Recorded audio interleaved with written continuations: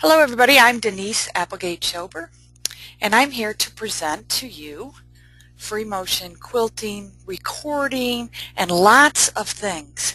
And I'm at home in front of the video camera today, so we'll go to video after we go to the PowerPoint and teach you a lot about record.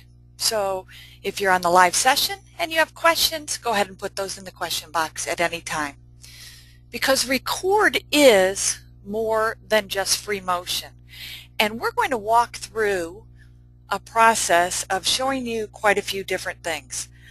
Of things that you can record, things that you could record and maybe take into a software program. I've had a lot of questions in the past few weeks about software and what software do I use and what software is out there, and are there different software programs that you could use to accompany you with your robotics. So you may have the Shirley Stitcher, you may have the Quilt Magician, or you may have another robotics, and there are different software programs that will work with all of these. So we're going to go back and forth from the PowerPoint to the camera and work through some of these things, showing you that record is more than free motion. So my first question is, have you ever had an embroidered quilt block? Have you had a quilt that has embroidery and you want to quilt around that block? Well, there are ways to do that, and so what I'm going to do is I'm going to show you how to use the record feature with your embroidered quilt blocks. So here I'm at the quilt frame, and I have a quilt that's embroidered quilt blocks. These quilt blocks, I believe there are 12 of them, and the quilt has white space around each quilt block. So this is the embroidery. It is an Irish chain, then the white fabric, and I would like to quilt in the white space, quilt something different in the red space, and not quilt the design through the embroidery. I will, however, go with a monofilament smoke thread and hold this down, because if I quilt just around the embroidery, it's going to puff up and almost turn like a trapunto. So I will select specific areas to go in and quilt down that embroidery. Now, a couple things. One is I could select a template. So I have a round circle here, and I could select this round circle, and I can see that this embroidery design will fit in here. Now, keeping in mind that there are 12 blocks, I would want to make sure that that circle will fit around all 12 blocks. If it doesn't, then I might want to choose something different. And for what I'm doing here, that circle is okay, but there are a couple of the designs that are a little wider than these chickens or hens, and so the circle is not the best thing. But I do want to show you that if you wanted to record the circle, if that circle did fit your needs, when we go to ruler mode and recording with rulers, I'll show you how that would work. Because I have 12 blocks and they're all different shapes, I'm going to record around each one individually. So the very first thing I need to do is I need to take my embroidery stick and I need to put that into the Quilt Magician, the right direction.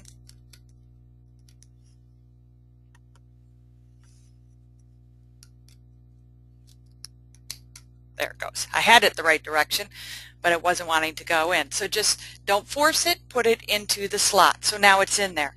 So now I'm going to move the camera up, and you'll notice that once I put it in there, it has an interesting thing that it does on the screen. It wants to know if I want to close, restart, or file manager. And what I'm going to do is I'm actually going to select the file manager. So once I'm at the file manager, then what I need to do is I need to select what it is that I'm going to do.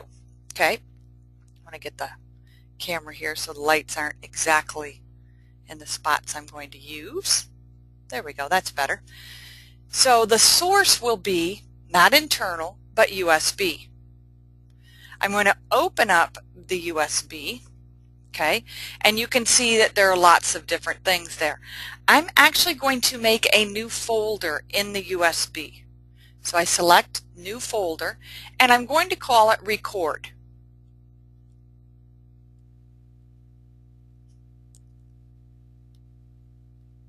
If I can type,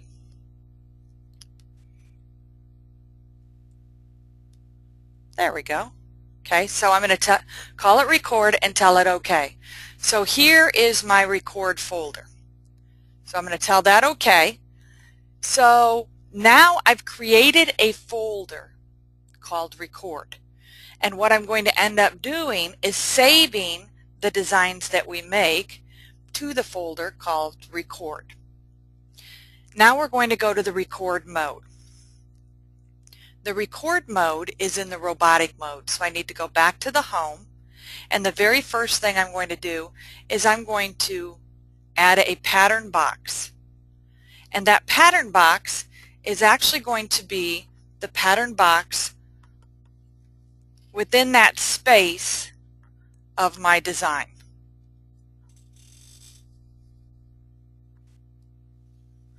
Starting in the lower left-hand corner, going counterclockwise, and then the last step that I'm going to make is the check. So I did 4 points, and I'm going to use the check. I'm just straightening out my little quilt here. It's actually just laying on top of another quilt. Normally I wouldn't do it like this, but I want to do more than one way of recording. So now I have a pattern box on my screen. So I'm going to bring the screen back up so you can see what I have. So I have this pattern box. The next thing I'm going to do is I'm going to go back to the home, and I'm going to select free motion. So I need to know where I'm going to start. Now I have a few writing utensils here, and the other thing that I like to use is post-it note dots. For this I'm going to use a writing utensil, and I'm going to start down here. So I'm marking where I'm going to start with this fabric pen. I'm going to place the machine there, and I'm going to go around this design. I'm going to push the start button when I'm there, and literally I'm going around this design.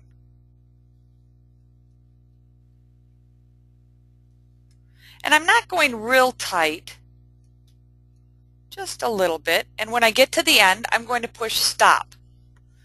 Now when I'm done with that, I'm going to save that shape.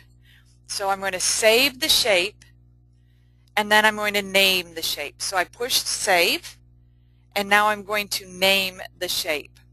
So I'm going to name it, and I'll call this one hens because that's the hen block, and tell it OK. And then I can take that design now into a software program and create a design that has a hole in it. So that's one way that record becomes extremely important, is around embroidery designs, because I want to know that that design is not stitched on but stitched around.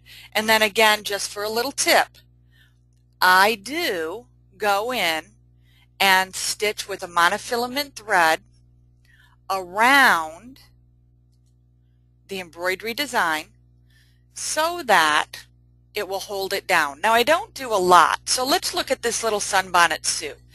If she was the embroidery design that I was going to stitch through with the monofilament, I would probably stitch maybe between her flower and her hat, and under the hat, and then maybe down around and around her apron. That would probably be enough to hold her in place. Now Jane's asking, what software programs do I use? And today I'm going to show you the use of 3 different software programs. There are many out there. So there are 3 different ones that I'm going to show you. One is Art and Stitch, one is 5D Quilt Design Creator, and the other one is My Decorative Quilter. But know that there are many more software programs. So you'll want to find one that works best for you. And I do know that you can call the Learning Center in Utah, and they do carry some of the software programs there that you can see what they have available for you. So that's embroidered blocks. The next thing is stencils and pounce. So you may have a specific design that you like. You may have a stencil that you like, something that you really want to do, but you don't want to have to pounce it on and stencil it on and do all of that over and over again. You want to record it one time so that you can repeat it again and again. So one of the things is using the pounce with the stencils, and that becomes wonderful because when you use the pounce with the stencils and you record it once, you can put those stencils away to be used later or maybe never again. So it depends on what you're doing, which way makes it easiest for you, but I really like the pounce and stencils. And there's a variety of different stencils and things out there for you to choose from. And when I did the other recording, the last recording, the stencils that I use, some of them are the same of what I'm using now, and some are different. So right now I have this little template plastic, and this template plastic is great because there are lots of leaves on here, and I could record these leaves. Now I would record them individually. I would not record them together. So I'd record each one individually. And the big thing to know is right now when I air record, I actually have the machine not stitching mode. So you didn't see me stitch through anything, and I wouldn't want to stitch through my plastic here. So I was just air recording through those. I also have a template here that I drew. This is actually a quilt that I've made a few times, this fish, and these are the components of the fish. Well, I thought it would be neat. This is an applique fish, to do this fish smaller in the background. So I'll actually record the entire piece, even these little squiggly lines that are actually part of the applique. I'll record the entire piece and turn it into a design that I could stitch in the background of the fish. So those 2 pieces of template plastic are not typical for quilters. They're not what you would typically see a quilter use in their quilting studio, but they are things that I use because I like the shapes. Now this particular stencil is actually feathers, and it is one of my favorite feathers. And what's neat about this one is you have this track of serpentine that goes in and out of the feathers. So you could record that, or you could record the feather, or you can record both. Now, you only need to record one repeat of this. So when you put this down and you get it ready, if you're going to use the pounce with it and just air quilt it, or maybe practice on some muslin and things, I would pounce it down. Now there are two or three types and colors and different things to choose from. I have white that is iron away here. I have blue that is wash away. There's also pink that's wash away. So there are different types of pounce. You need to make sure that you label the pounce which one you are using, because that becomes important for you when you're going to remove it or have it last on your quilt for a long time. And so just an important element. And if I pounce a quilt, I don't pounce the quilt, the whole thing. I pounce as I go. So you may pounce a quilt as you go and record each of those elements or each of those quilt blocks. And then again, you can take it into the software and edit any part that you need. Now keep in mind, if it is a symmetrical block that's a square, you probably only have to record 1/4 of that block. So Karen would like to know what I'm calling the not stitching mode. So let's bring the machine closer.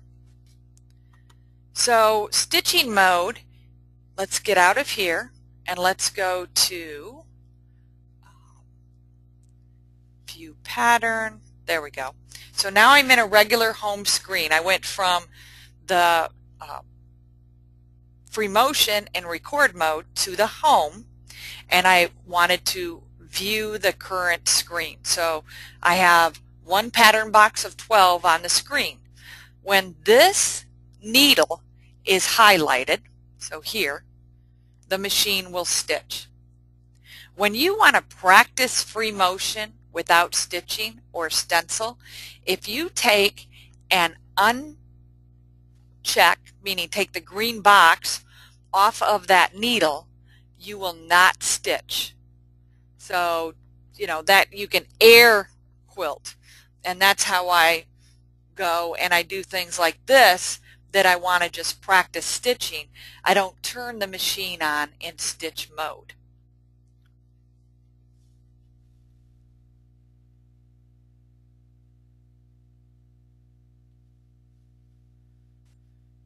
Angela is asking, when you record, can you adjust the size to fit the block or the border in the Quilt Magician like you would in regular quilting?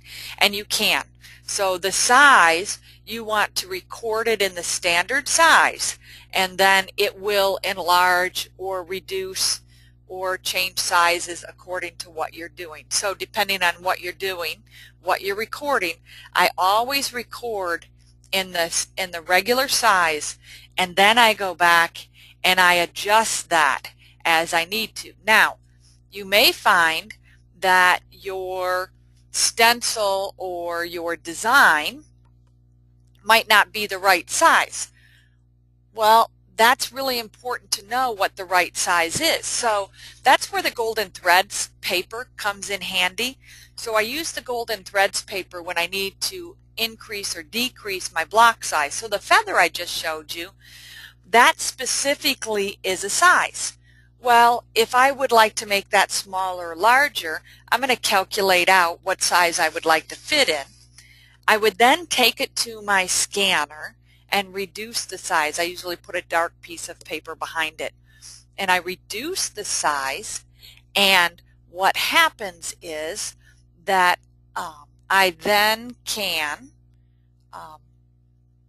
make it the size that I need to by 20%, 10%, whatever size it is. So definitely you'll want to play with your sizes.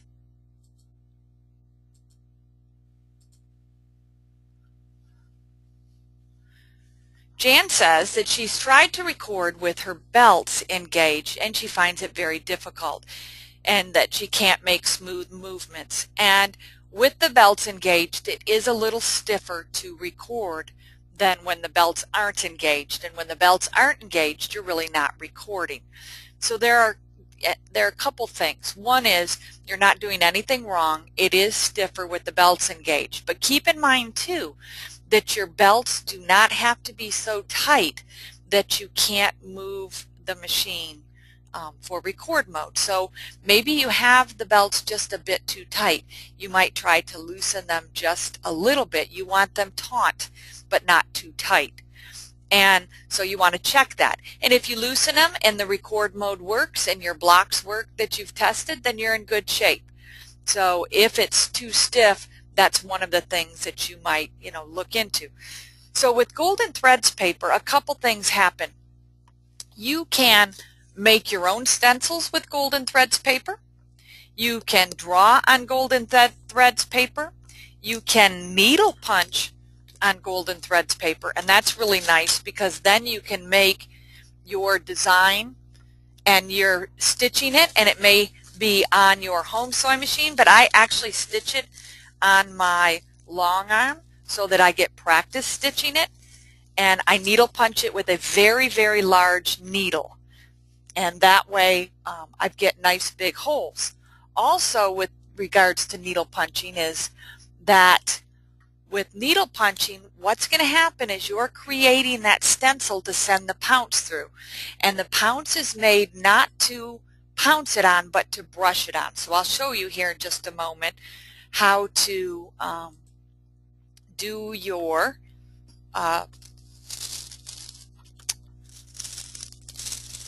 pounce so that it's nice and smooth and exactly the way you need it. Now, back to the frame here, a couple things.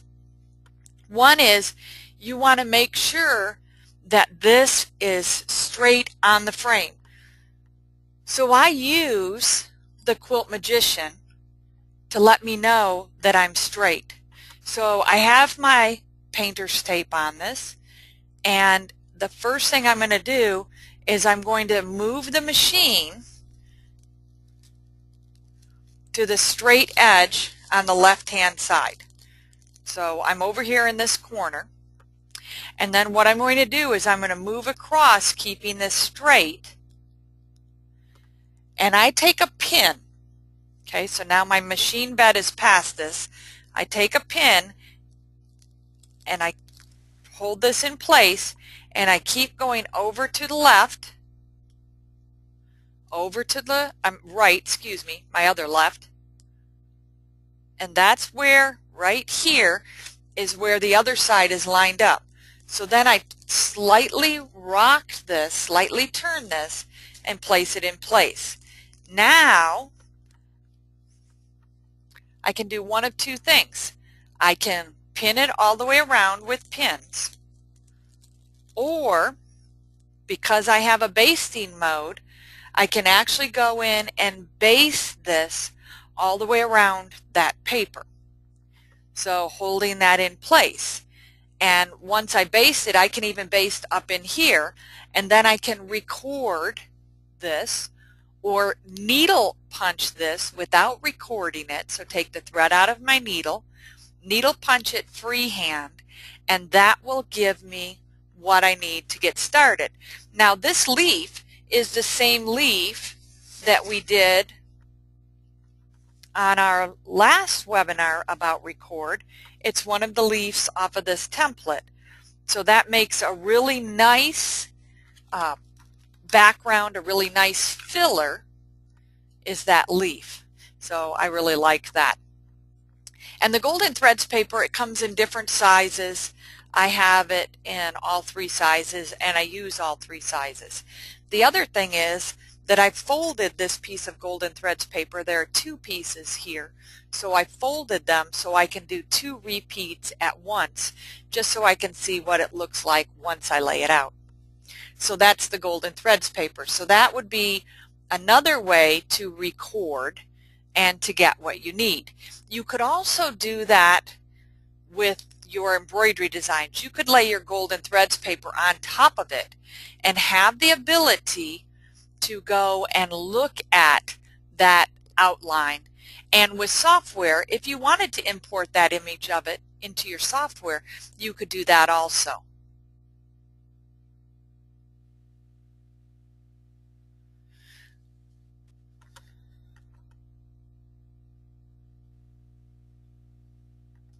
So Karen's asking, what is showing on the Quilt Magician that I know that I'm lining up correctly? What is it that I see?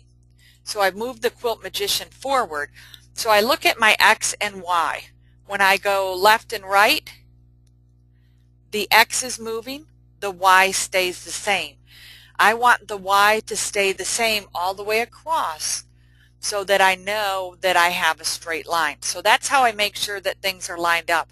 That's how I make sure things are lined up as I'm quilting also, is I look at that X and Y line and see exactly what it's showing.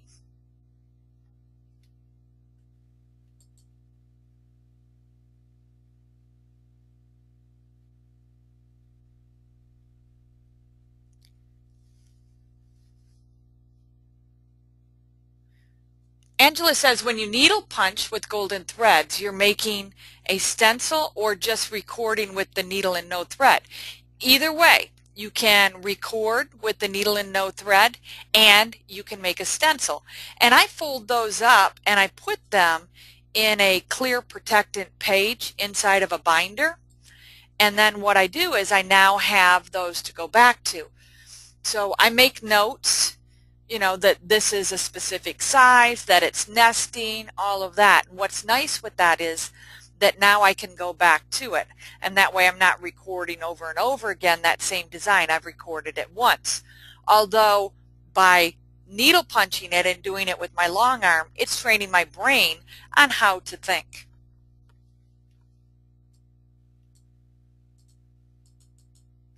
The next thing is the quilter's grid. So the big plastic piece, the big grid, which I love and I use a lot, and my friends that are quilters, they use it a lot. It really is a nice aid for you to be able to record, to mark things, to see things without ruining something that you're not sure how it's going to work. So the plastic, what it does is it really is a nice visual to see where we're going. It is a visual that says, okay, what would you like to draw? What would you like to see? Is there a specific design in the fabric that you see? Is there a specific motif that you like? You know, the clear grid really helps when it comes to having a visual and not being an artist. And what that does is allow you to think about what you have without really having to work too hard at it.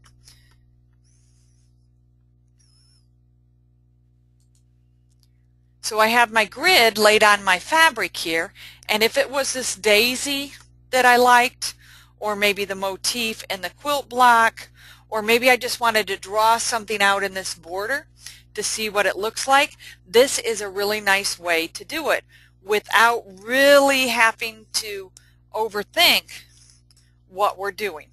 Meaning that I can visually see there's a flower in that quilt. I can visually see that something will work in that border. And then I can record it. And that makes, you know, it quite nice. The other thing that you can do with this clear grid is you can take things that are pre-made. So I have a pre-made design.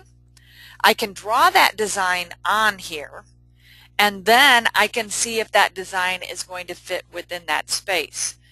So it is a little extra work, but it's worth that little bit of extra work to do something like that to make sure that things are going to fit within that space. So the clear grid, again, I use it quite often and I record with it. Now, this on here is dry erase.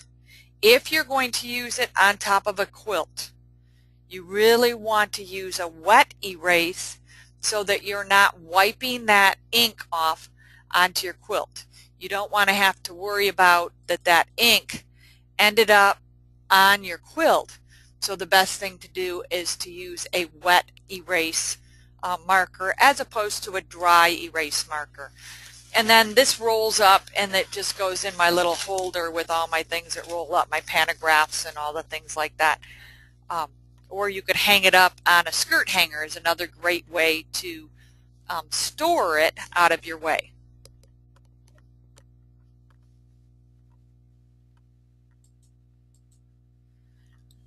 Then there are rulers, and there are lots and lots of rulers for you to choose from. depending on what you like, there are rulers that are shapes, there are rulers that are aids and tools.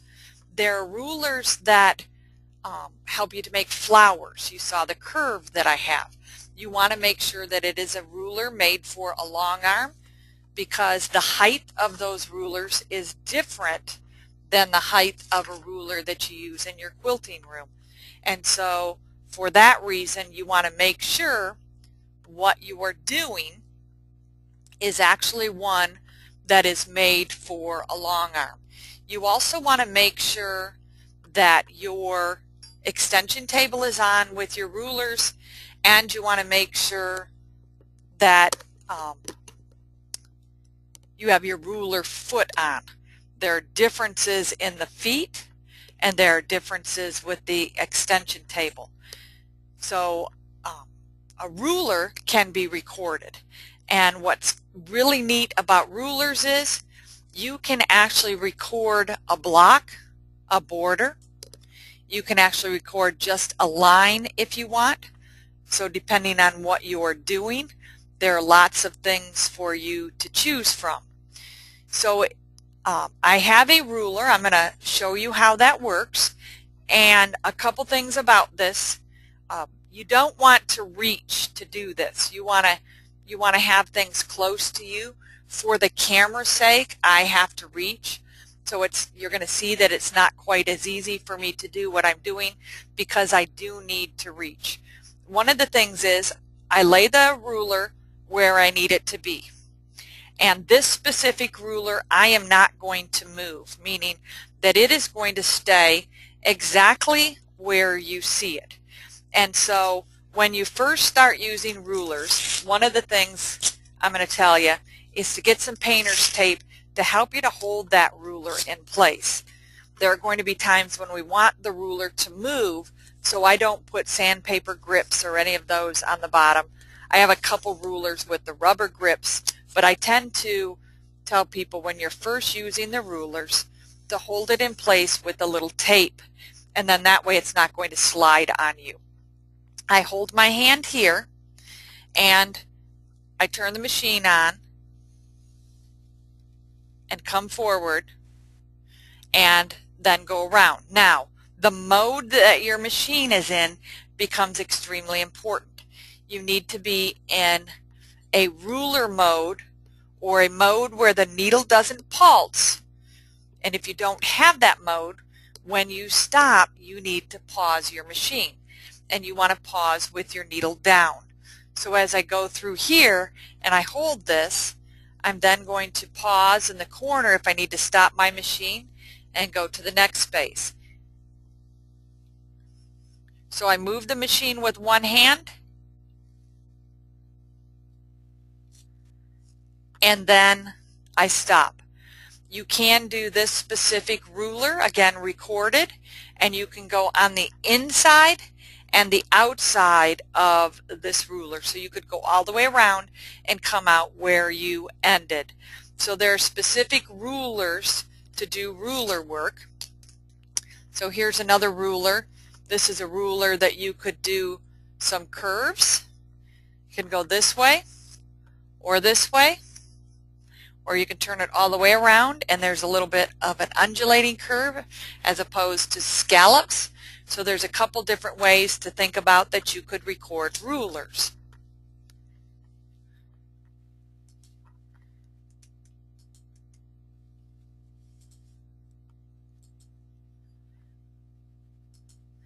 So the 4-in-1 ruler, the top ruler here on the top left, is probably one of my favorite rulers because I can do the clamshells, and I have curves that I can do, the serpentine, which is a nice stitch to do along borders in different places.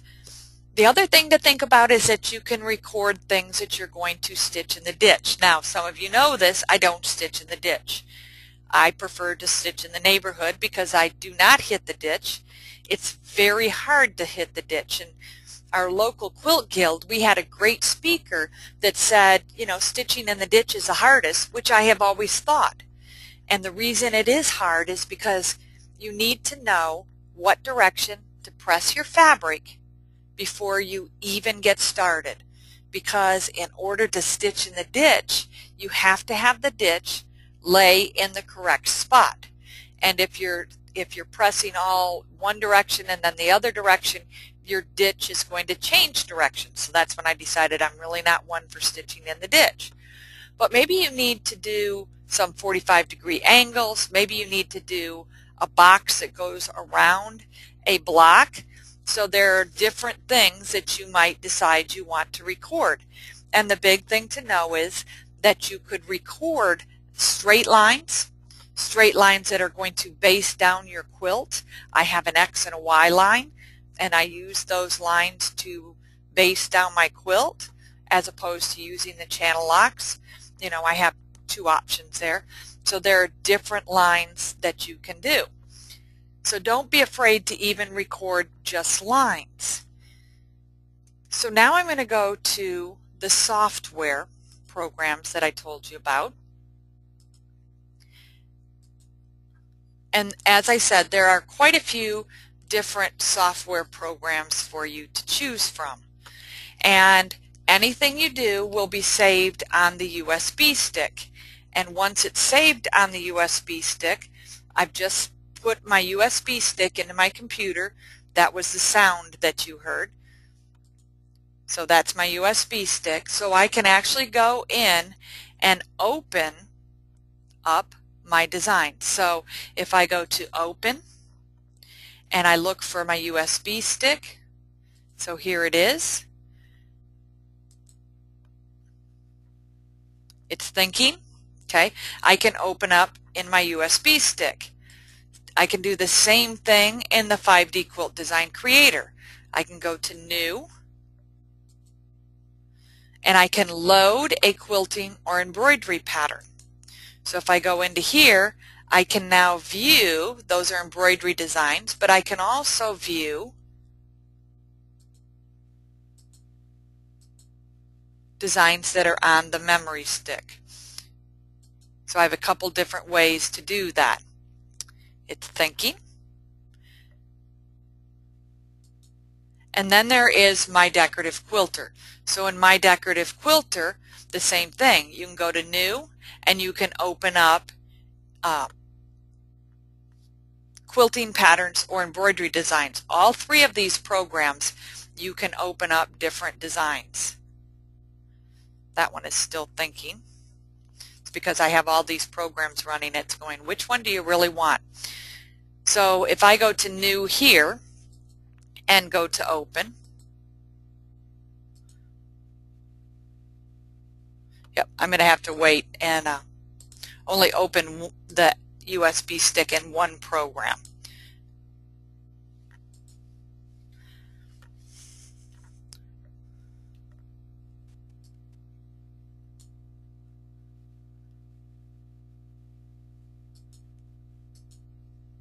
Give it just a second. My computer is stalling at the moment. Has nothing to do with what you're seeing on the other end.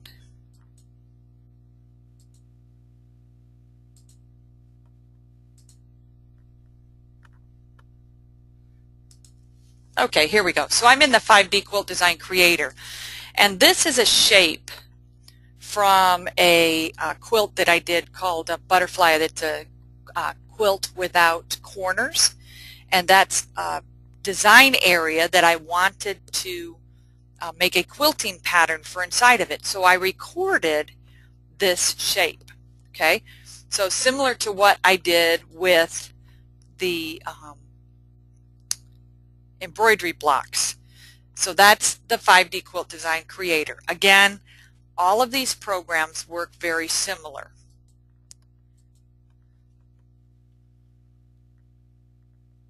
Got a couple questions here. Let's see what they are.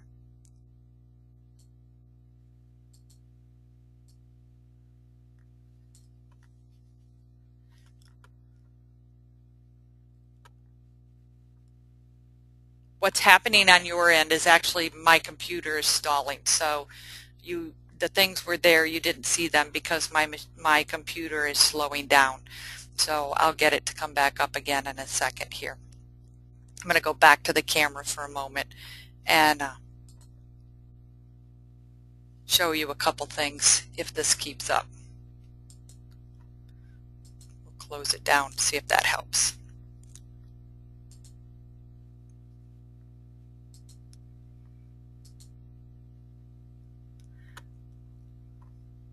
Just be glad to know that computer issues happen with all of us, not just with you.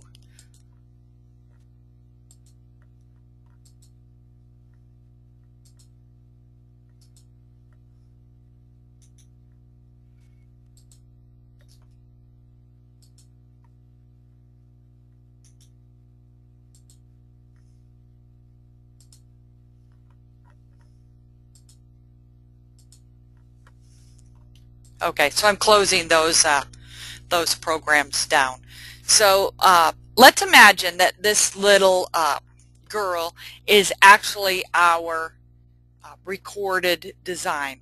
And what would happen if this was a recorded design is there's actually going to be a line around her that you recorded. What's great about the different software programs is that they actually allow you to adjust that line. They allow you to fix that line, and to a good way to put it is to repair that line. And because of that, it really makes it easy for us to be able to do certain things. And some of you are saying probably that you're really not into software. And I can understand that. The great thing is that with the Quilt Magician or the Shirley Stitcher or the different programs, you actually do not have to have software to do things. And so I want you to know that it's not something that is necessary, but it's something that adds value to what you're doing. And if you're at all one that likes software, then you may want software in the future. So here's that wing that I was telling you about. Well, I have this wing and I wanted to put designs inside of it and figure out what would look good within that space, because the butterfly wing was very busy. So I recorded it, and when I did record it, I actually air recorded it, saved it, and then took it to the computer, as you see here, and was able to put designs inside of it. And again, depending on which program you are using, it allows you to fill it. So if I wanted to fill this, you can see here that I have a fill pattern, and I could select this, right mouse click, and fill it. I can tell it to change the size of the stipple, and that butterfly wing will now be all stippled. You can do the opposite of that by digging a hole around a shape and doing the same thing. Angela wants to know, are there copyright laws for the designs for your quilt? Yes, there are. So you want to be very careful in reading and knowing the copyright rules for quilting designs. Free motion, okay, if you own the pattern, a lot of them say that it can be digitally produced by you because you own it, not shared. Some of them don't allow you to sell. So you do have to be very careful with that. Recording something like this pattern outline of the butterfly is not quite the same as recording, say, a flower in fabric. And your record of the flower in the fabric is your rendition of it. Maybe you draw it. Maybe it's not even similar, but it gives you a shape. So yes, there are copyright rules, and I'm not the copyright police, Angela, but it is good to know those rules for each one of us individually, because we want to protect the people that make those designs. So that would be one way I could fill it. I could also fill it with crosshatch. So maybe I don't want to crosshatch the design freehand, but maybe I would like to crosshatch it with the computer. And there were two of these wings, so there's nothing wrong with me doing one. And if I duplicate it and mirror it, I now have both wings ready to go to do for the butterfly quilt. And then I would save them as right wing and left wing. How funny is that? But I would for the butterfly. So now I'm going to go to the machine, and I'm going to do a little bit of recording. I do have a quilt on the frame, so I'm actually going to record with no thread, but the record elements, how to do it, the process is going to be there. So I'll walk you through that so that you know exactly how to do that, and then that way you have the information.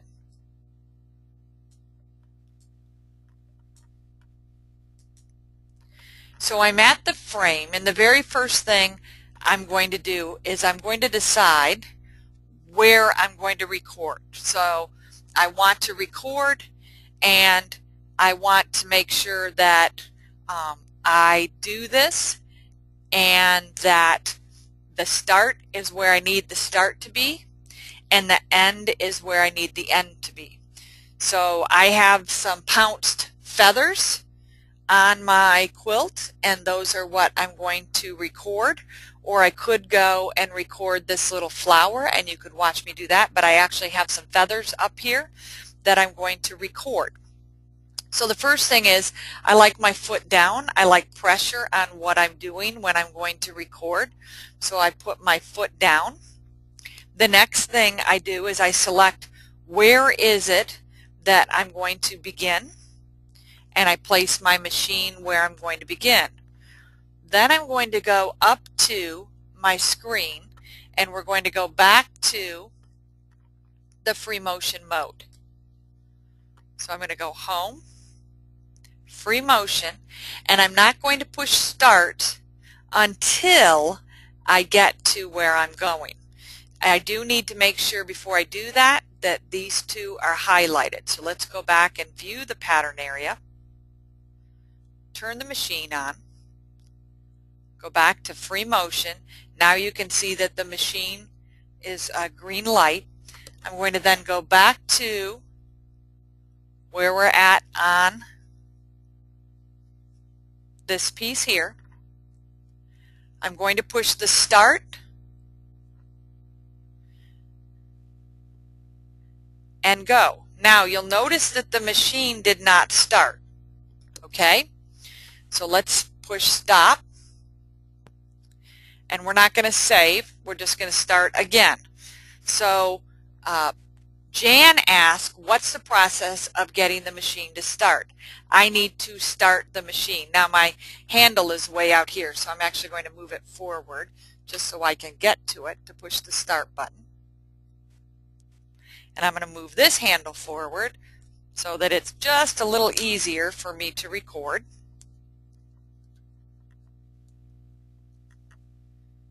And it's really only recording a path. If you choose to stitch as it records, there's nothing wrong with that. So let's go back to our machine. I'm in Lizzie mode. When I'm doing robotics and recording, I'm in Lizzie mode.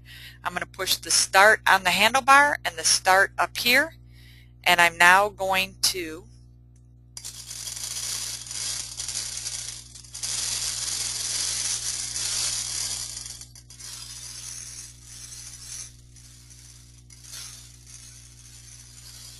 record.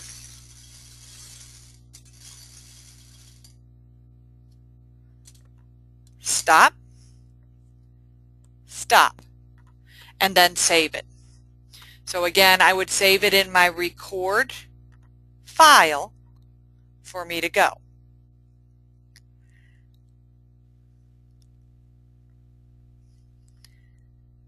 Jan would like to know how I would line up the wing on my butterfly to make sure that it was placed.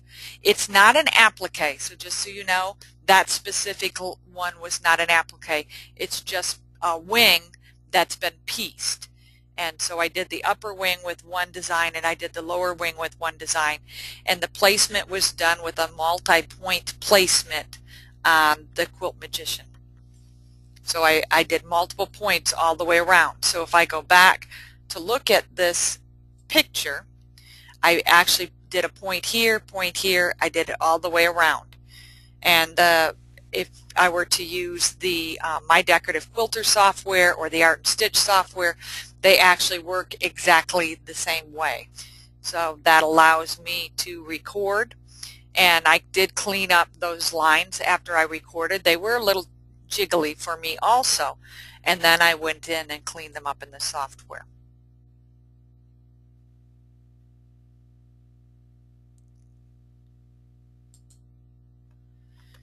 Karen wants to know if there are any software programs for Mac.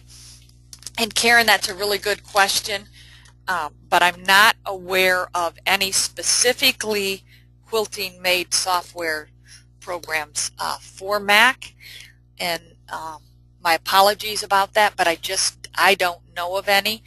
It doesn't mean that there aren't some out there. CorelDRAW, I don't know if they have a CorelDRAW version for Macs or not, but CorelDRAW is another one that I use, but I'm not sure, you know, what they have specifically for, you know, if they have a program for Macs.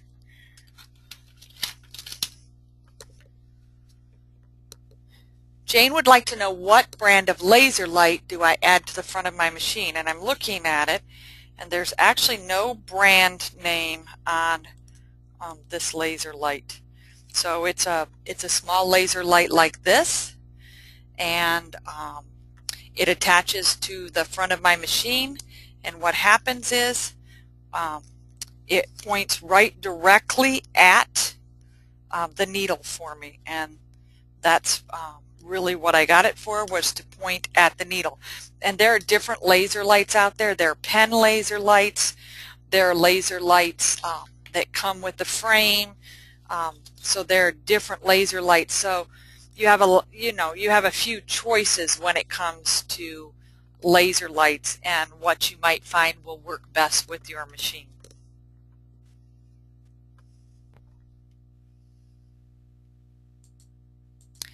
So the next question is, can I show how to do a ruler while stitching? So I can. So this ruler here I really like because it actually attaches to the front of the frame. There is a little black holder that holds it. So I can literally do this here and hold this on my take-up rail along with it being held by the machine bed and stitch. So I do a little bit, and I pause and I move my hand, and a little bit, and I pause and I move my hand, and again I would be in record mode and move my hand. Then let's say I want to turn my ruler. Here's where it's nice that the needle doesn't pulse. So depending on your machine, if you have a machine that the needle pulses, then you'll stop the machine, and I tend to put my needle down, and then I can move my hand to the next position. And I do that with record mode, keeping in mind that record mode is just a movement that it's recording, not necessarily the stitching. The machine does the stitching. So the best way to think about it is that the machine does the stitching, and the record or your robotic system is really kind of like a GPS for your sewing machine. It's connected to the carriages, and it tells your machine where to go. So if the stitching is bad, it's not the robotic system. If the stitching is bad, then we need to check the sewing machine, the stitch regulator, your tension, different things. So, you know, keep in mind that that becomes very important. Somebody's asking what the hooks are here in the front.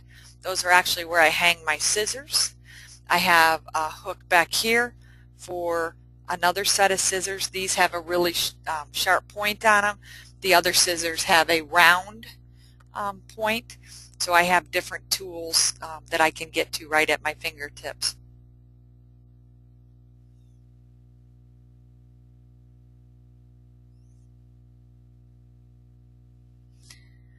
So Angela would like to know, do all the software programs do about the same thing? or do you need more than one software program? All the software programs do about the same thing. The biggest thing I would say is you want to purchase it where you're going to get someone that's going to help you. And that becomes extremely important, that the software, if you're learning software, you want someone to be there to support you and help you with that. And so depending on what the software program is, software such as CorelDRAW, they have online classes. There's online support for quite a few of the software programs. I do teach some of the software programs also. So depending on what you're looking at, it becomes important, you know, to do a little research. And I've posted some of the software programs on my blog to help you to find what might work best for you.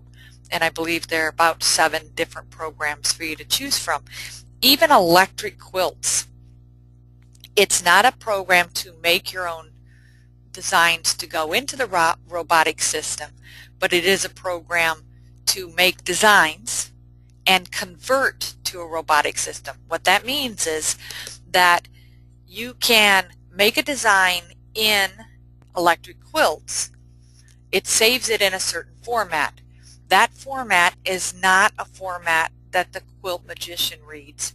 So you'd have to have another software program to convert it. But it is a program that will allow you to make stencils and things like that that you could then go in and record or follow with your pantograph shelf and your laser. So there are a few options. Or maybe draw it on your golden threads paper because you don't have software, maybe nor do you have the desire for software. And so record is a great feature. Software, again, just enhances it and allows you to do the more.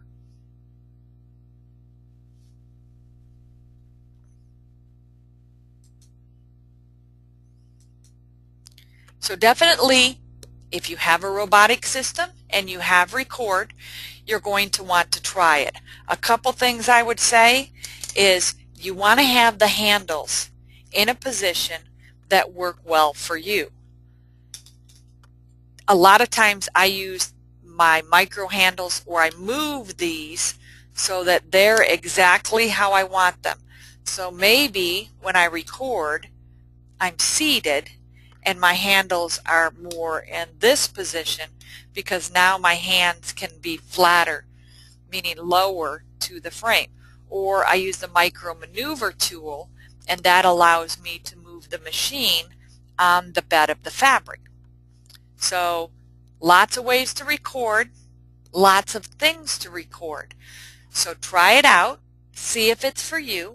Maybe it's not for you, and that's okay. Happy quilting, everybody.